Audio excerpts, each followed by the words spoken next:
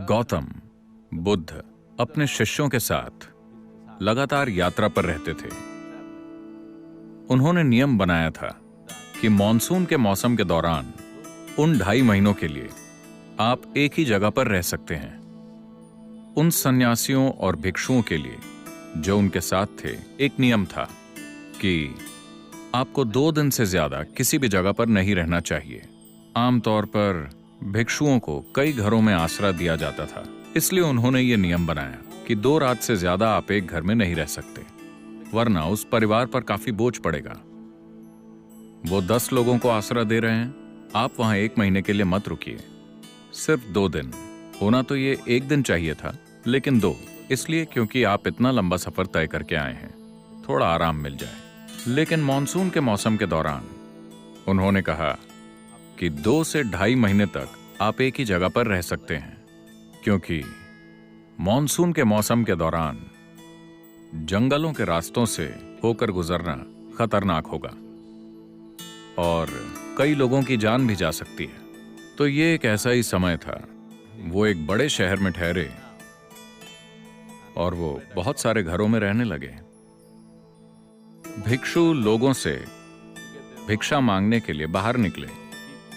आनंद या आनंद तीर्थ, जिस नाम से उन्हें जाना जाता था, वो भिक्षु बनने से पहले गौतम के बड़े भाई हुआ करते थे। वो भी बाहर निकले। वहां शहर में एक वैश्या रहा करती थी। उसने आनंद को भिक्षा दी। उसकी तरफ देखा, एक सुंदर जवान आदमी, लंबी कद काठी। उसने कहा, मैंने सुना है कि भिक्षु कई घरों में रहने की जगह ढूंढ रहे हैं, तुम मेरे यहां आकर क्यों नहीं रहते? आनंद ने कहा, मुझे कोई दिक्कत नहीं है, लेकिन मुझे बुद्ध से पूछना होगा कि मुझे कहां रहना चाहिए। तब उसने उसे ताना मारते हुए कहा, ओह, तुम अपने गुरु से पूछने वाले हो, जाकर पूछो, मैं भी देखूं कि वो क्या कहते हैं। तो आनंद अपने दिन भर की भिक्षा लेकर वापस पहुंचे। गौतम बैठे थे। वो आए और उन्होंने भिक्षा उनके चरणों में रख दी। सारे लोग जहां भी जाएं, उन्हें भोजन और रहने की जगह का इंतजाम करना था। तो आनंद ने पूछा, इस तरह ये महिला मुझे न्योता दे रही है, क्या मैं वहां रह सकता हूं? गौतम ने कहा, अगर वो आपको इतने प्यार से आमंत्रित कर रही है तो आपको वहां जाकर रहना चाहिए। शहर के लोग जो वहां बैठे थे, उन्होंने कहा, क्या एक सन्यासी जाकर एक वैश्या के घर में रहेगा? बहुत हो गया। ये आध्यात्मिक प्रक्रिया भ्रष्ट हो गई है। गौतम ने उन्हें देखा और कहा, आप इतने परेशान क्यों हो रहे हैं? वो महिला इन्हें न्योता दे रही है, इन्हें वहां रहने दीजिए, इसमें परेशानी क्या है? वो सभी खड़े होने लगे और उन्होंने चिल्लाना शुरू कर दिया। उन्होंने कहा, रुकिए, मैं इस मार्ग पर हूं क्योंकि मुझे लगता है कि ये जीने का सबसे शक्तिशाली तरीका है। अब आप मुझसे कह रहे हैं कि उसके तरीके मेरे तरीकों से ज्यादा शक्तिशाली हैं।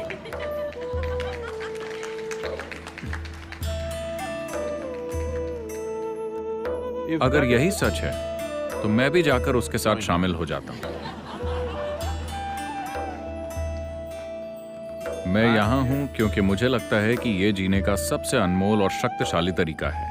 अगर आपको लगता है कि उसके तरीके मेरे तरीकों से बेहतर हैं, तो मुझे भी वहां जाकर शामिल हो जाना चाहिए, क्योंकि अगर आप एक सच्चे साधक हैं तो ऐसा ही होना चाहिए। अगर आपको कहीं ज्यादा ऊंची चीज मिलती है तो आपको वहां जाना चाहिए। फिर लोग चिल्लाने लगे और कुछ लोग चले भी गए।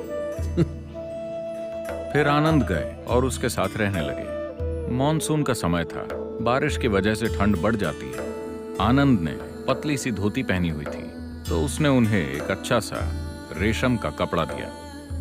उन्होंने खुद को ढक लिया। तब लोगों ने देखा, देखो वो तो गया।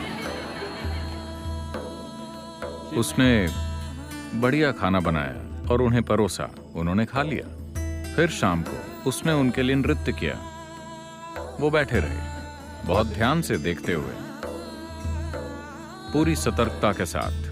फिर जब लोगों ने संगीत सुना, अब तो खेल खत्म। चीजें ऐसे ही चलती रहीं। जब वक्त खत्म हो गया, जब बारिश बंद हो गई, जब जाने का वक्त आया, तब आनंद गौतम के पास आए और उनके साथ एक महिला भिक्षु थी।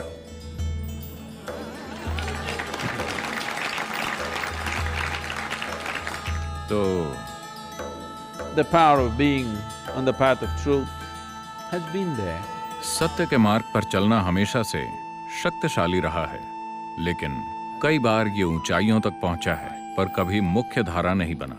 मैं देख रहा हूं कि आज कम्युनिकेट करने की हमारी क्षमता की वजह से, टेक्नोलॉजी की वजह से, इंसान की चाहत, सत्य को खोजने की इंसान के अंदर की स्वाभाविक चाहत, ये कोई सिखाई हुई चीज नहीं है। ये कोई ऐसी चीज नहीं है जो लोगों को सिखाई गई है कि आपको सत्य की खोज करनी चाहिए। ये इंसानी बुद्धि के लिए स्वाभाविक है कि वो सबसे ऊंची चीज को खोजती है।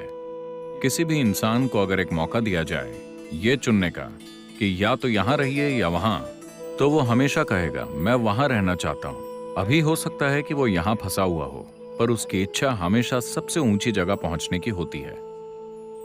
बात सिर्फ इतनी है कि हमें उसे दिखाना होगा कि शराब के नशे से ऊंची चीज भी होती है, ड्रग से ऊंची चीज भी होती है, सामाजिक नाटक में फंसने से ऊंची चीज भी होती है, और किसी से बेहतर बनने की होड़ में भागने से ऊंची चीज भी होती है।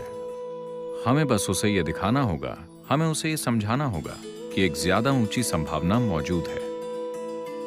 हमेशा से बहुत से ऋषि, संत, योगी और गुरु ऐसा करते आए हैं, लेकिन जैसा कि मैंने कहा, वो सज्जन लोग थे। उनके पास मेरे जैसी आवाज नहीं थी।